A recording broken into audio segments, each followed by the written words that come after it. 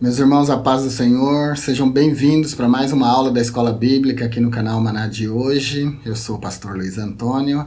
Estamos estudando essa revista e o Verbo se fez carne. É a visão de Jesus Cristo através dos olhos do apóstolo João, o apóstolo do amor. Hoje nós vamos estudar a lição de número 10, a promessa do Espírito Santo. Essa lição vai ser ministrada nas igrejas no dia 8 de junho de 2025. Hoje nós temos uma aula importante. Hoje eu vou deixar muitas notas de grego para vocês. Vou deixar nota etimológica, nota gramatical. Então uma aula técnica e uma aula importante hoje. É muito importante que você assista essa aula inteira, sem adiantar, sem pular, para você não perder os detalhes das ligações de um tópico com o outro. E você não adiantando, você não vai perder nenhuma parte da explicação. Eu vou deixar as notas, como de costume, lá no nosso blog. A nossa aula está aqui escrita na tela do computador, com todas as notas que eu vou falar para vocês na aula de hoje. E você vai poder pegar essas notas lá no nosso blog.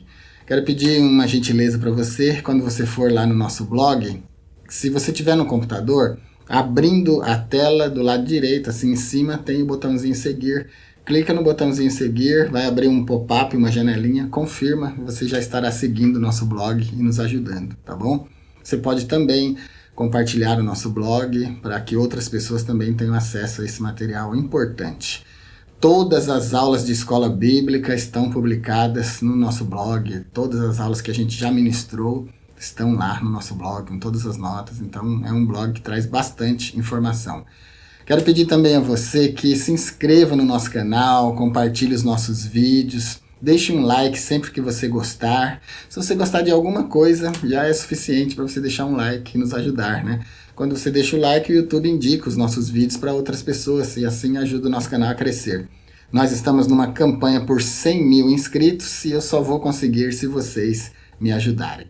Então, querido, se você está assistindo essa aula e ainda não se inscreveu, me ajude se inscrevendo. Começando com os objetivos da lição de hoje, são 3. Nós vamos analisar, investigar e evidenciar. Nós vamos analisar a promessa do Pai, conforme ensinada por Jesus no Evangelho de João. Nós vamos investigar o fato de que o Espírito habita nos discípulos para que estes cumpram a vontade de Deus. E nós vamos evidenciar o poder transformador da descida do Espírito Santo no dia de Pentecostes. A palavra-chave da lição de hoje é Espírito, o Espírito Santo. Na introdução da lição de hoje, a gente já vê 2 coisas. Nós vamos analisar aqui 2 momentos significativos. Esses 2 momentos significativos, dos quais a introdução fala aqui, primeiro a promessa de que os discípulos receberiam o Espírito Santo, nós temos em Atos 1 e 8. Mas recebereis a virtude do Espírito Santo, que há de vir sobre vós, e ser-me-eis testemunhas, tanto em Jerusalém como em toda a Judéia e Samaria e até aos confins da terra. Essa capacitação, então, para a evangelização, que vem através do recebimento do Espírito Santo, é a primeira parte importante da lição. E a segunda é: eu rogarei ao Pai e ele vos dará outro consolador para que fique convosco para sempre. João 14 e 16. Tem uma nota importante aqui em João 14,16 para outro consolador, que a gente já vai fazer aqui no item 1 do tópico 1, tá bom? Eu vou explicar aqui gramatical e etimologicamente esse outro aqui do grego, que vai abrir bastante o nosso entendimento para entender o Espírito Santo e a sua função em relação à igreja.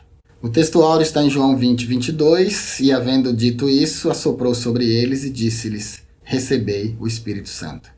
O texto no grego, que tuto ipon nenefisisen que legei aftes, lavete pneuma agion.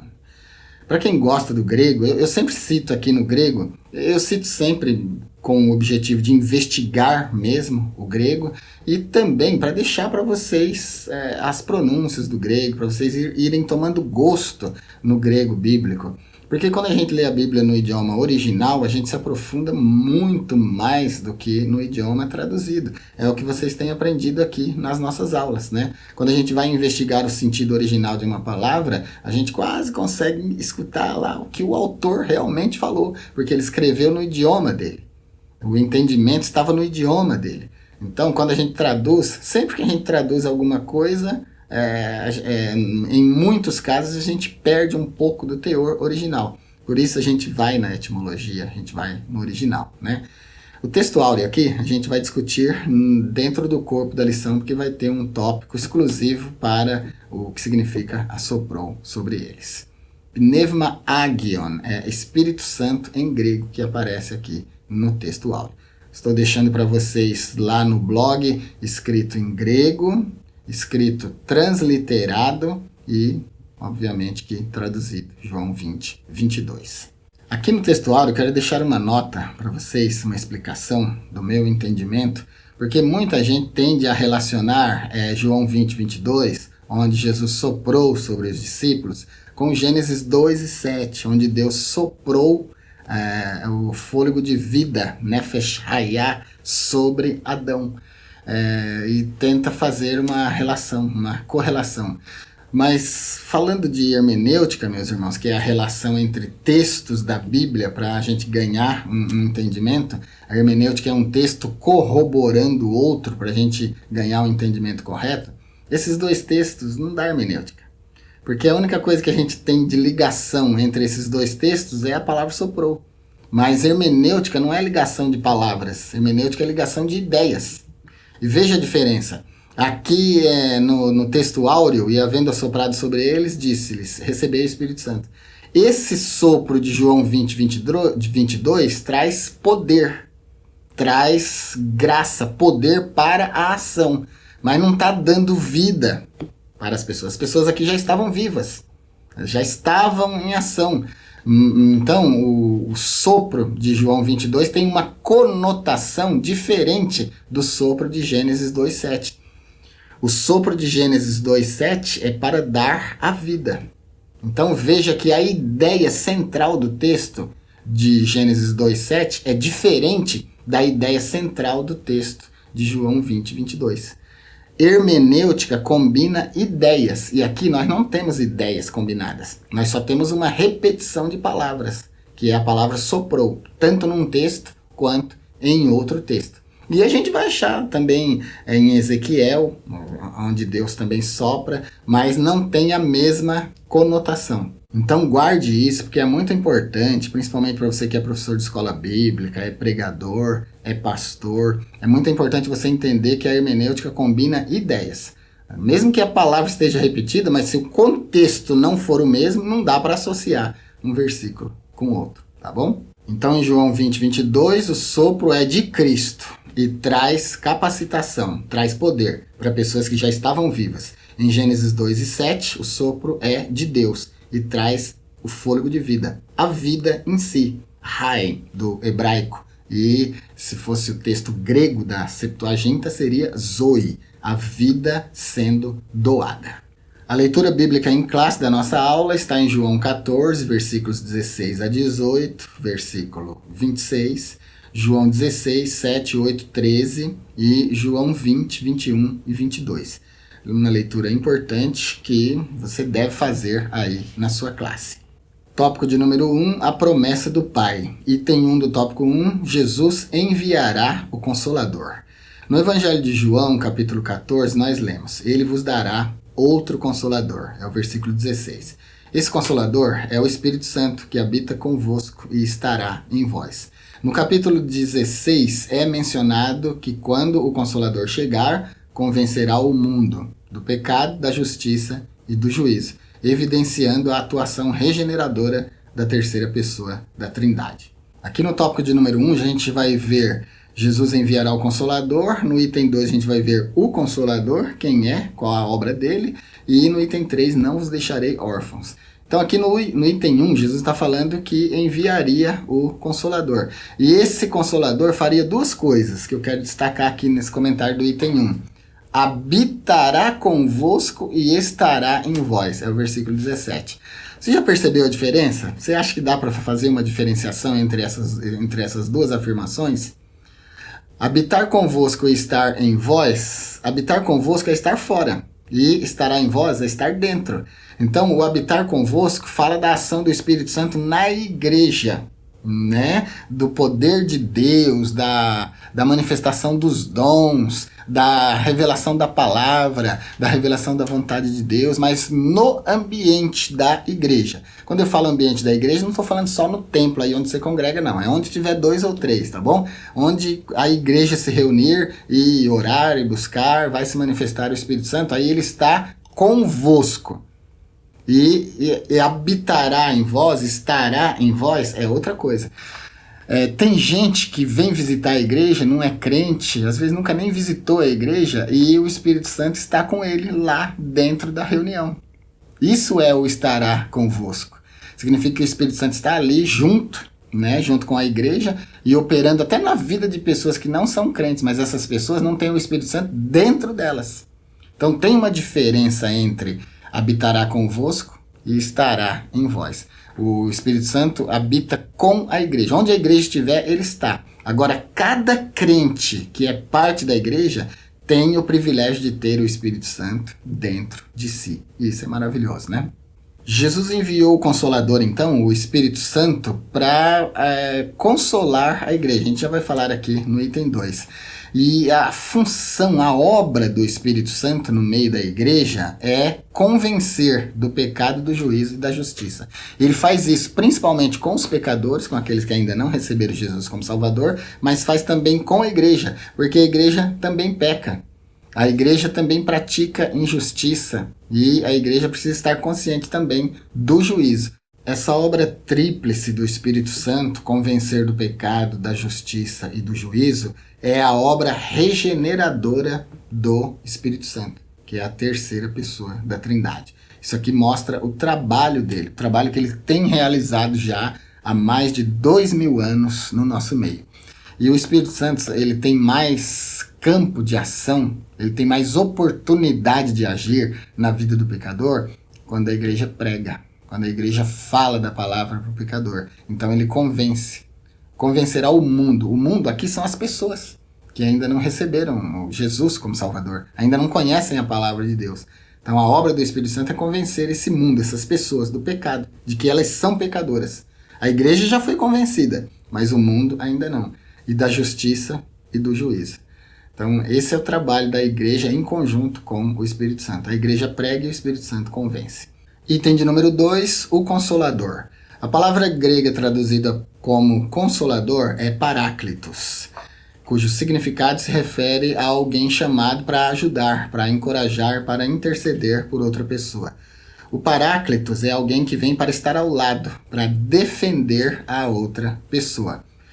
Eu vou deixar para vocês aqui agora, vou deixar aqui no card e vou deixar também na descrição aqui o mesmo link para você assistir a aula de número 9 do primeiro trimestre de 2025, onde a gente estudou a pessoa do Espírito Santo. E lá eu expliquei, mas muito mais detalhadamente, né, com notas de grego. Lá você vai ter a explicação para Paráclitos, que é um termo antigo, do grego antigo, para defensor, advogado, e lá eu deixei a palavra moderna para advogado, uma explicação bem completa nessa aula. Vai valer muito a pena você investir um pouco do seu tempo para assistir essa aula. Ela vai te ajudar muito no comentário aqui do tópico de número 1, principalmente aqui no item 2, o Consolador. Então tá ficando para você no card e na descrição. O termo Paráclitos, no grego, é semelhante a um amigo que desempenha o papel de advogado, de consultor especial, ou ainda de um assistente que auxilia em momentos importantes. Agora, apesar de o termo Paráclitos ser traduzido por advogado, hoje em dia, no grego, na Grécia, não é usado, porque esse termo é antigo. Esse termo é um termo bíblico, é um termo antigo. Hoje em dia, o grego para advogado é outro termo. Você vai ver lá na aula de número 9. Eu não vou falar ele aqui, que é para você ficar curioso e ir assistir a aula de número 9, que vai complementar muito para você a aula de hoje. A expressão outro consolador, ela designa, ela revela o Espírito Santo como uma pessoa. Porque esse outro consolador, alon parakleton, Jesus usou o termo outro aqui para indicar que esse outro que viria, que é o Espírito Santo, seria outro como ele, Jesus. O termo halos é traduzido por outro, o que mostra então a distinção entre duas pessoas, né? Porque temos um e temos outro. Ó, vou dar um exemplo para ficar muito claro para você. Nós temos uma Bíblia e outra Bíblia. Agora, o termo halos indica duas coisas que são distintas. Essa Bíblia aqui, inclusive, é marrom, essa daqui é preta, mas a natureza desses dois livros é a mesma. Tudo que eu tenho nessa Bíblia preta, eu tenho nessa Bíblia marrom. Então, são duas coisas com o mesmo conteúdo, com a mesma natureza. É isso o que o termo alon parácleton, que aparece na escritura aqui, e alon aqui está no mesmo campo de alos, que significa outro. Então é outro, mas é outro da mesma natureza. Então quando Jesus diz, eu vos enviarei outro consolador, alon parácleton, ele está dizendo, primeiro, que ele já era um consolador dos discípulos enquanto ele estava aqui. Ele já era o advogado dos discípulos enquanto ele estava aqui. Ele já era o defensor, já era aquela pessoa que estava ao lado dos discípulos enquanto ele estava aqui. Então ele era um consolador. Aí ele disse, eu vou para o Pai. Mas aí entra o tópico de número 3. Eu não vou deixar vocês órfãos. Vos enviarei outro consolador. E a chave é a palavra outro. Halos do grego. É outro então da mesma natureza. É outro então igual. São duas pessoas, mas que têm a mesma natureza, como o exemplo que eu dei das duas Bíblias, mas o conteúdo é o mesmo. A essência dessas duas Bíblias é a mesma. A natureza dessas duas Bíblias é a mesma. Assim é Jesus e o Espírito Santo. Então o Espírito Santo vem e substitui Jesus plenamente. Os discípulos não ficaram órfãos. Item de número 3. Não vos deixarei órfãos. A palavra grega para órfãos é órfanos. Quando Jesus morreu, os discípulos se sentiram órfãos, se sentiram sozinhos, se sentiram abandonados. E deve ter sido difícil aceitar o fato de que Jesus estava morto. Não era por acaso que Jesus chamava os discípulos de filhinhos. É o que nós temos em João 13 e 33. Jesus chamando carinhosamente os discípulos de filhinhos. Com essas palavras carinhosas, Jesus queria mostrar a paternidade dele em relação aos discípulos. Vou deixar uma nota lá na lição também, uma nota de grego, do termo grego órfanos, que significa órfão. Num sentido mais profundo, significa sofrer privação de alguma coisa. Significa estar desamparado em relação a alguma coisa. Significa também um estado de abandono espiritual. Então Jesus iria morrer, ia subir para o Pai e os discípulos não veriam mais ele. Órfanos do grego, então, significa alguém que literalmente perdeu pai e mãe. Ou perdeu o pai também, ou perdeu a mãe. Pode ser aplicado órfão de pai, órfão de mãe, ou órfão dos dois, né? Mas também significa, como eu disse, um estado de abandono espiritual, um estado de privação de alguma coisa. Com a ida de Jesus, os discípulos ficariam privados da sua presença. Os discípulos se sentiriam abandonados espiritualmente por ele, porque Jesus oferecia para eles uma proteção espiritual enquanto estava com eles.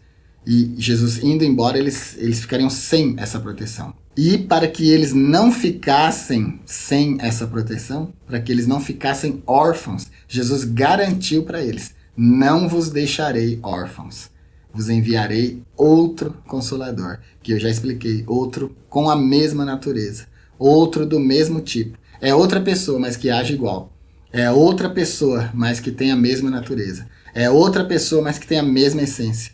É outra pessoa, mas que era capaz de consolar, de amar, de estar ao lado dos discípulos do mesmo jeito que Jesus esteve. A única diferença é que Jesus estava em carne, podia ser abraçado, tocado, né, beijado, e o Espírito Santo não. O Espírito Santo viria em espírito, né? O poder de Deus, a força de Deus agindo na vida dos discípulos.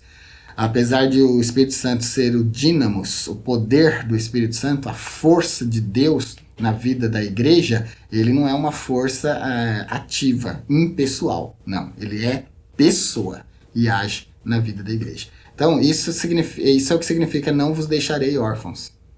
Vocês vão sentir que estão, mas não estão. O Espírito Santo estará com vocês. e ele vos fará lembrar de todas as coisas que eu vos tenho falado. Ou seja, o Espírito Santo, o Alon Parácleton, o outro Consolador, substituiria Jesus plenamente na vida dos discípulos e da igreja. Tópico de número 2, o Espírito habita os discípulos. Item 1 do tópico 2, João 20 e 22. Nós pertencemos a Deus de 3 formas. Nós pertencemos a Deus por criação, Deus nos criou. Nós pertencemos a Deus por redenção, Jesus nos salvou, então pertencemos a Ele por redenção. E pertencemos a Deus por habitação, o Espírito Santo habita em nós. De toda forma nós somos de Deus, nós somos de Cristo. Nós somos propriedades do Espírito Santo. Nós pertencemos ao Espírito Santo por habitação. Ele mora em nós. João 20, 22. É crucial considerarmos os contextos que envolvem os versículos 21 e 22 do capítulo 20 de João. Nessa ocasião, Jesus apareceu ressuscitado e glorificado. A passagem bíblica onde se encontram os versículos 21 e 22 começa no versículo 19. João 20, 19 até o 23. É aquele cenário onde Jesus aparece para os 11 e é revelada a incredulidade de Tomé. Então o item 1 aqui do tópico 2 é só para situar a gente no contexto. Não tem muito o que comentar aqui. E para você entender melhor, leia então João 20, do 19 até o 22, que vai dar o contexto para o item 2 aqui do tópico 2, que é e assoprou sobre eles. Porque João 22 vai dizer assim, e havendo dito isto, assoprou sobre eles e disse-lhes, recebei o Espírito Santo, que é o nosso texto áureo da lição de hoje. Vamos ver o item 2? O sentido de assoprou sobre eles. O capítulo 20 do Evangelho de João, ele contém um versículo que gera algumas interpretações divergentes. A Bíblia de Estudo Pentecostal, como diz a lição aqui, traz uma nota sobre o termo assoprar, que no grego é emphyseo. E a Septuaginta, que é a versão grega da Bíblia, em Gênesis 2:7, o termo é traduzido como fôlego de vida. Aparece também um termo parecido em Ezequiel 37:9, que significa assoprar sobre os mortos para que vivam. Anteriormente eu já comentei com vocês que eu vejo diferença hermenêutica entre João 20, 22, assoprou sobre eles e disse-lhes, recebei o Espírito Santo, com Gênesis 2:7. Gênesis 2:7 é um sopro que é de Deus que produz vida, e João 20, 22 é um sopro que produz capacitação, poder. Então, é 2 ideias completamente diferentes. Eu não consigo associar uma coisa com a outra e dizer que é a mesma coisa. Não dá, né? Então, o termo grego emphyseo, que aparece aí na nota da Bíblia de Estudo Pentecostal, e lá eles estão relacionando com João 2:7. Eu não relaciono porque eu só vejo, a única coisa que eu vejo que se repete é a palavra sopro, mas a ideia central não é a mesma. João 20, 22, a ideia é de capacitação, enchimento de poder, né? A ideia em Ezequiel 37 e 9 é a ideia de renovação espiritual, mas não é a concessão da vida literal, como é em Gênesis 2:7. Gênesis 2:7 é a primeira, é o primeiro momento na história em que a vida brota pelo sopro de Deus. Então lá o contexto é de criação. A vida está sendo criada ali. Não tem a ver com Ezequiel 37:9, onde a vida é uma renovação espiritual. Ali é uma nação que estava morta espiritualmente, que está sendo renovada. Então não dá contexto hermenêutico. Pelo menos na minha opinião, não dá. Mas a conclusão, então, do assoprou sobre eles é de renovação espiritual. O sentido de assoprou sobre eles. Os discípulos estavam lá no cenáculo, presos lá, né? Portas trancadas, com medo dos inimigos, e eles precisavam de uma renovação espiritual. Foi o que o Jesus deu para eles, assoprou sobre... Veja que eles estavam tão perturbados, assim, tão amedrontados, que quando Jesus chega, Jesus fala 2 vezes, Shalom Aleichem, paz seja sobre vocês, paz seja convosco. Falou 2 vezes, para que a paz dele pudesse entrar no coração deles e eles pudessem confiar em Jesus, no conforto de Jesus. E aí, Jesus está indo embora. Lembra que o contexto é esse? Jesus já morreu, foi crucificado, agora aparece ressuscitado. e aparece lá e diz, paz seja com vocês, não tenham medo.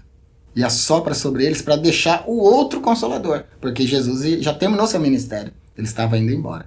Então ele deixa o Allos Paráclitos, o outro Consolador, sopra sobre ele. Então veja que a única coisa que se repete em João 20, 22, Ezequiel 37, 9 e Gênesis 2, 7 é a palavra soprou, mas cada um tem uma ideia diferente.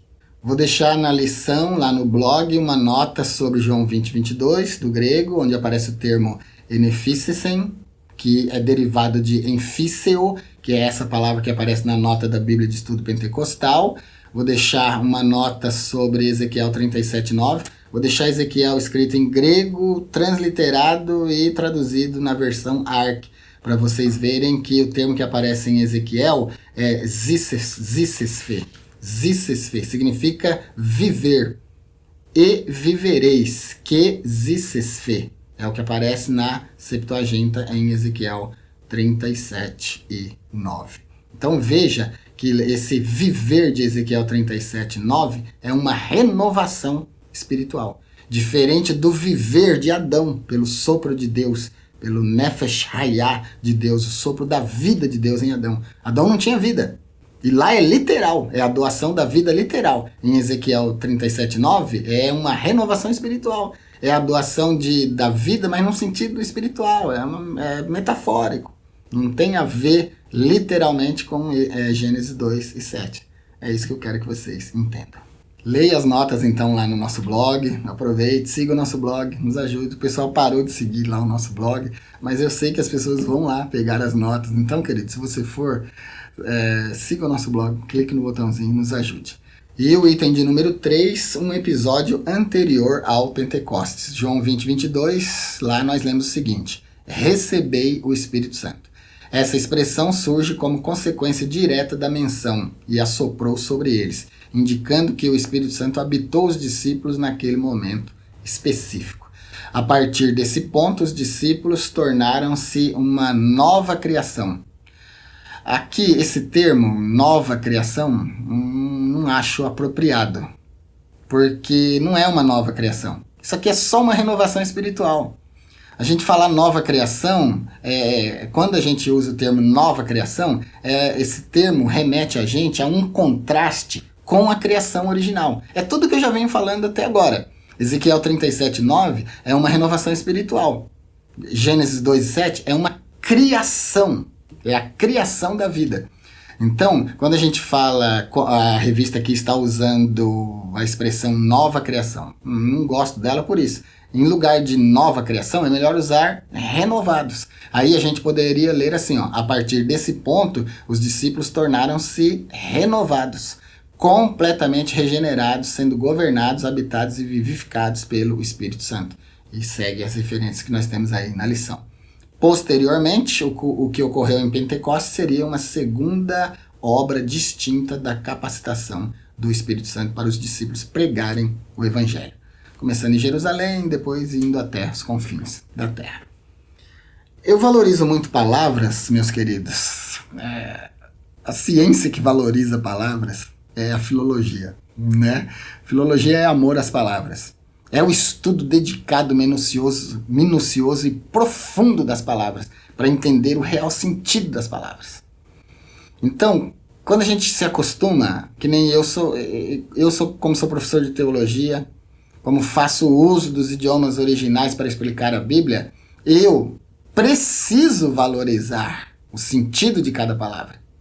Eu preciso amar o sentido de cada palavra. Isso é filologia. Então, eu não gosto muito do termo nova criação, eu prefiro renovados, porque nova criação remete a uma outra ideia, como se fosse uma criação de substituição da primeira criação. Não se trata disso. Aqui se trata simplesmente de renovação. Renovação de ânimo, renovação espiritual. Eles estavam com medo no cenáculo, Jesus chega, saúda eles, dá paz para eles, Shalom Aleichem, paz seja sobre vocês. Fala isso 2 vezes para encorajá-los, depois sopra sobre eles o Espírito Santo. Eles recebem então a virtude do Espírito Santo, a virtude de poder, a virtude e o poder do Espírito Santo. Então é renovação espiritual só. Esse assoprar de Jesus sobre os apóstolos e os discípulos que estavam ali no cenáculo considerado no meio teológico como um pré-Pentecostes, né? É o item 3 aqui, ó, um episódio anterior ao Pentecostes. Ali, os discípulos, os apóstolos experimentam o sopro de Deus, que é a dádiva do Espírito Santo, o poder do Espírito Santo, para renovar eles, para tirar eles daquele estado de medo e de temor em que eles estavam. Mas o poder sobre toda a igreja viria no dia de Pentecostes, lá descrito lá em Atos dos Apóstolos. Então a gente tem 2 momentos do Espírito Santo vindo sobre a igreja. Um é um momento exclusivo, lá no cenáculo, onde Jesus sopra pessoalmente, Jesus doa pessoalmente ali, visivelmente, o Espírito Santo para aqueles que estão lá no cenáculo amedrontados. E eles saem dali renovados.